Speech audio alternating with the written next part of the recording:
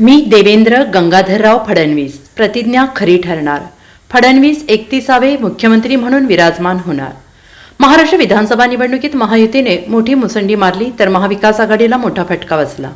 भाजपने या निवडणुकीत 132 जागांवर विजय मिळवत ऐतिहासिक कामगिरी केली. त्यामुळे मुख्यमंत्री भाजपचाच होणार अशी चर्चा राजकीय वर्तुळात गेल्या काही दिवसांपासून रंगली आहे.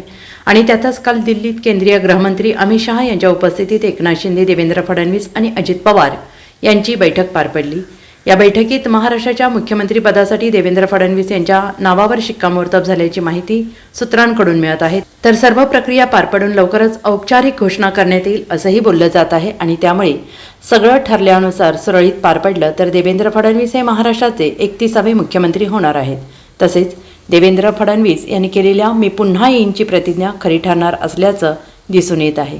महाराष्ट्र विधानसभा निवडणुकीचा निकाल लागताच राज्याचा नवा मुख्यमंत्री कोण होणार याकडे संपूर्ण देशाचे लक्ष लागले आहे. तर भाजपाचे संख्याबळ जास्त असल्याने मुख्यमंत्रीपद भाजपला जाणार असली शंका आणि शक्यता दिसल्याचं सध्याचे काळजीवाहू मुख्यमंत्री एकनाथ शिंदे हे नाराज असल्याच्या चर्चा रंगल्या होत्या. एकनाथ शिंदे यांनी ठाण्यात घेतलेल्या पत्रकार परिषदेत पंतप्रधान नरेंद्र मोदी आणि केंद्रीय गृहमंत्री अमित शहा हे जो निर्णय घेतील त्याला माझा आणि शिवसेनेचा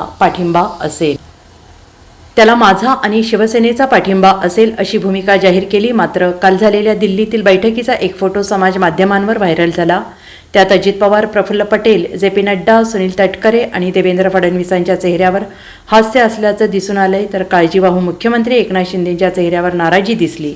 आणि याबाबत विचारलं असता मी कधी गंभीर कधी हसरा, तुम्हीच ठरवता, मी आजही खुश आहे असं स्पष्टीकरण एकनाथ शिंदे यांनी दिलं आहे. तर दुसरीकडे राष्ट्रवादी अजित पवार गटाने देखील देवेंद्र फडणवीस यांना पाठिंबा दर्शवला आहे. Bureau report, SBN Marathi, Mumbai.